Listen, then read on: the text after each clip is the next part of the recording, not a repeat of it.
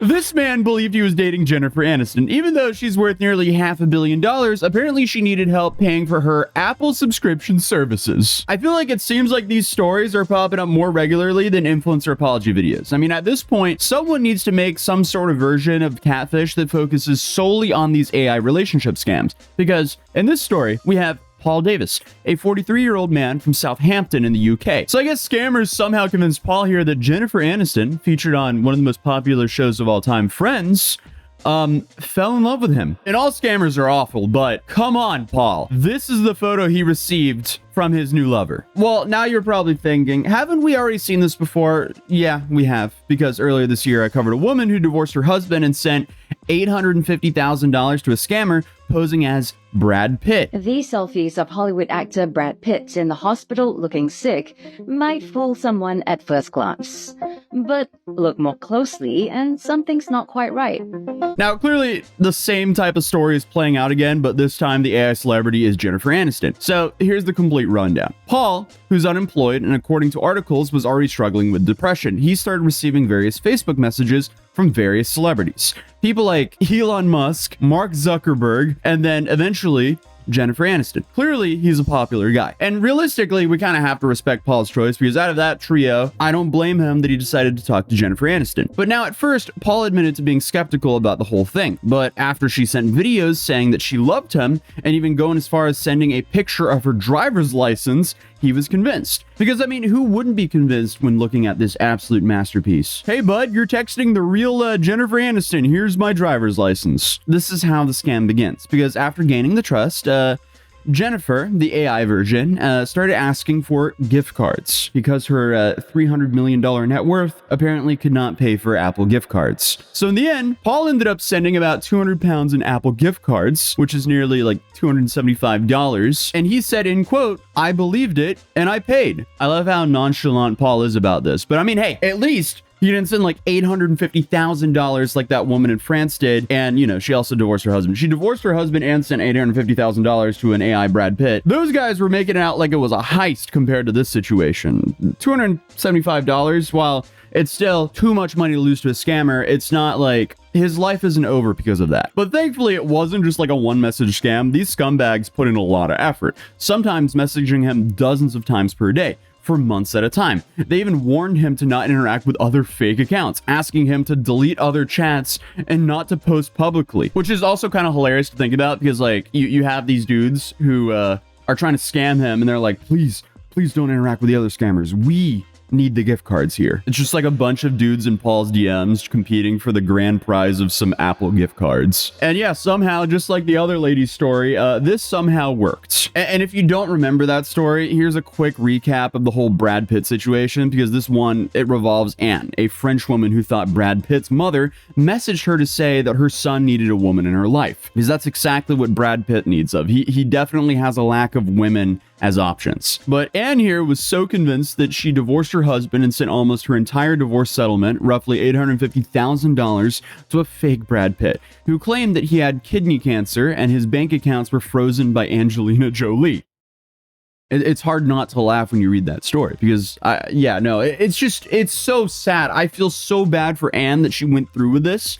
But still, come on. Obviously, scammers sent her AI-generated photos, poems, even pictures of her name written out like some celebrity Valentine's card. But unfortunately for Anne, she finally caught on when she saw real photos of Brad Pitt and his actual girlfriend, Inez de Ramon, circulating online. That's when this whole, I guess, fairy tale ended, and she realized that she's been conned. But unfortunately, the damage was already done. And it's kind of eerie how, like, both of these situations kind of played out in the same way, except for one had life-changing amounts of money, and the other one had a bad night at the casino kind of money. But I mean, just look at these images that Brad and Jennifer sent these people, because how could you not believe this? AI voice samples, fake IDs, emotional pleas, urgency, secrecy, all of that is just designed to hit you right in the feels, and more importantly, the wallet. Paul's story, sadly, is not even unique anymore. It's just a part of a growing trend. Because what used to be some dude in a basement sending poorly written DMs is now an AI-generated celebrity who looks and sounds semi-real, I guess, with videos and documents to back it up. This isn't just like catfishing anymore. This is like celebrity identity fraud at this point. And people, I guess, are falling for it.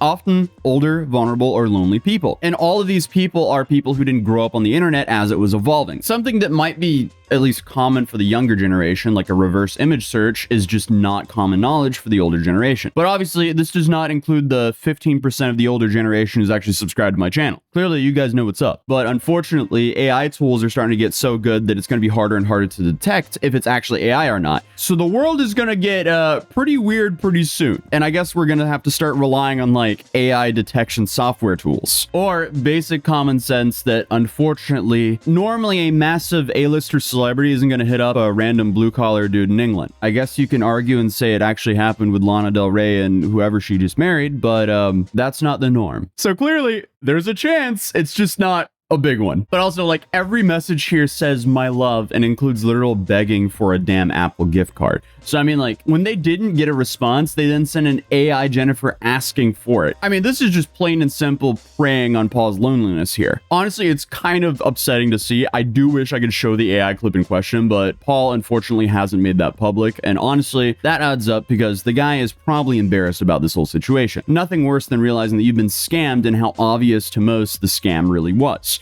At least Paul asked for his license at one point, but that is also honestly as simple as Googling Jennifer Aniston's driver's license. But according to Paul, the scam went on for a while and no one's actually been punished. He said it's been going on for 5 months. I thought someone would get in trouble for this, but they seem to be having a laugh and getting away with it. And I mean, these scams are just going to be easier and easier to pull off as years go on, because we've seen the fake Keanu Reeves, we've seen the fake Donald Trump, and even AI-generated TikTok influencers that don't even exist at all. Bumbling through brush, my botanical escapade continued. Snagged on leaves, but hey, more crafting supplies. Jackpot. Maze of trees, I'm lost. Joking, Minecraft pros never get lost, or do they? There's even a fake Keanu Reeves TikTok account that has 8 million followers. Clearly, we have some problems going on. I wonder how many people are following that account that actually think it's real. And there was even a Reddit user by the name of Legal Beagle who fell in love with Claudia, a woman who turned out to be an AI experiment ran by some students. And then you have this gem from earlier this summer where a woman on Reddit revealed that her own mom was getting catfished by an AI deepfake Owen Wilson. Hello, sunshine. I'm making this video so you know I'm real and will never do anything to hurt you. I respect you for your patience and understanding since we crossed paths.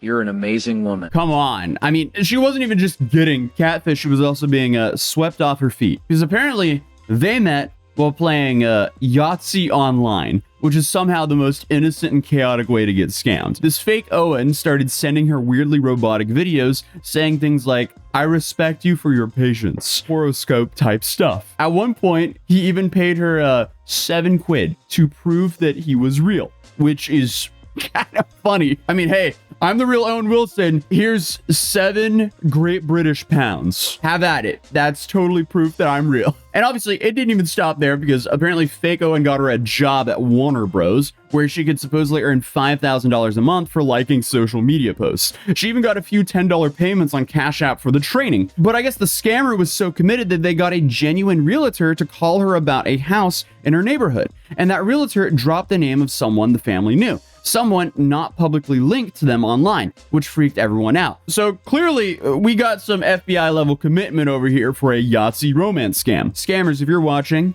your work ethic can be used elsewhere. At this point, it's kind of ridiculous. Why are you doing this? Obviously, I get it's for money, but let's find a more productive way to make some money. But either way, it's pretty pathetic to be deepfaking Jennifer Aniston and begging for Apple gift cards. That's a new low. But unfortunately, scammers are just going to get more sophisticated, so let's stay alert here. But I mean, hey, at least they didn't start up a influencer management company and raise $11 million and end up in massive debt and owing creators close to $2 million like this company did. And that's just a wild story I would recommend checking out here. But other than that, if you're new here, feel free to subscribe and I'll see you guys in the next video. Peace.